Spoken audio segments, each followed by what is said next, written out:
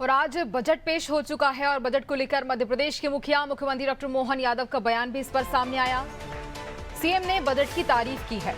अपने इस बयान में वह तारीफ करते नजर आ रहे हैं जो बजट पेश किया गया है। कल्याणकारी योजनाओं पर विशेष ध्यान दिया गया है। देश के साथ एमपी में भी विकास होगा।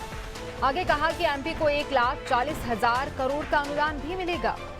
तो देखिए, मुख्यमंत्री डॉक्टर मोहन यादव का ये बयान बजट पर तारीफ की है उन्होंने। बजट की कल्याणकारी योजनाओं पर विशेष ध्यान दिया गया है, ये बात भी उन्होंने कही है। आगे कहा है कि देश के साथ एमपी में भी विकास होगा। जो बजट सामने आया है जनता को ध्यान में रखते हुए हर वर्ग के लिए विशेष इस बजट के बीच रखा गया है। और उसी के बाद मध्य प्रदेश के मुखिया सीएम डॉक्टर मोहन यादव का ये बयान सामने आया। चलिए आपको सुनाते हैं क्या कुछ कहा उन्होंने अपने इस बयान में। खास करके बजट की जो दिशा और लक्ष्य है वो लक्ष्य भारत को सशक्त भारत की तरफ ले जाने का है, जिसमें आर्थिक ग्रोथ को बढ़ावा दिया गया है। सभी वर्गों के साथ जनता के कल्याणकारी योजनाओं पर विशेष ध्यान दिया गया है।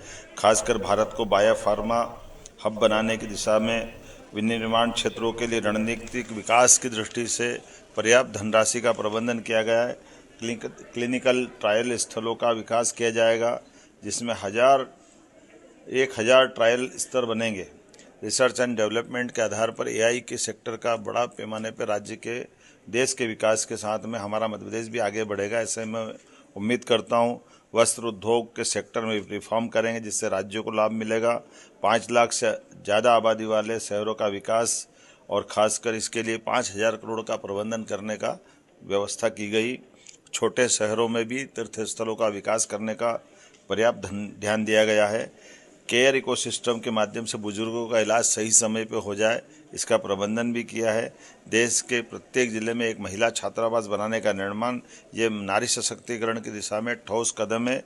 भारत ग्लोबल मैन्युफैक्चरिंग का हब बने, इसके भी पर्याप्त प्रबंधन किए गए हैं। इससे कई वैश्विक देशों की चुनौतियों से निपटने में भी हमारी सरकार सक्षम होगी।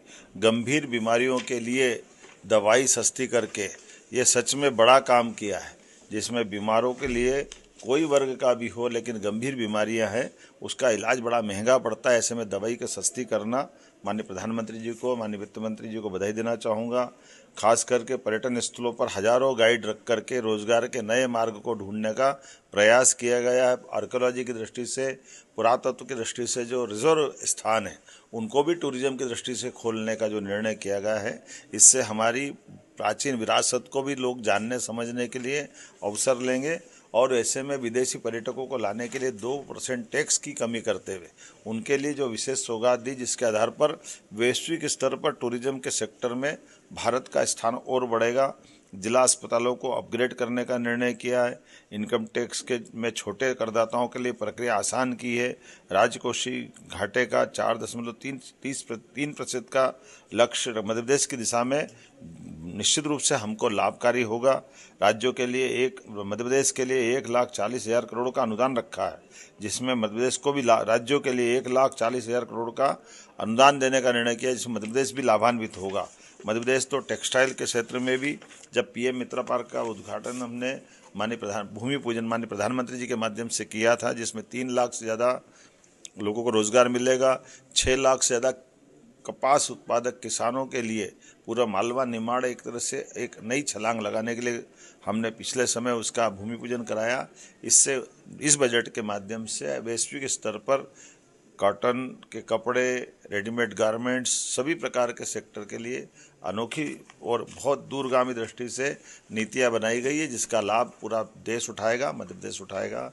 मैं अपनी ओर से, मध्य प्रदेश सरकार की ओर से, प्रदेश की 9 करोड़ जनता की ओर से आज इंदौर में मैंने इस कार्यक्रम में शामिल होकर के बजट भी सुना। बजट से जुड़े हुए विविध अलग अलग श्रेणी के विद्वानों के साथ संवाद भी हुआ, उनके विचार भी जाने, और उनने सबने एक मुक्त कंठ से एक मत होकर के बजट की तारीफ की। ये आनंद का विषय है। मेरी अपनी ओर से बधाई।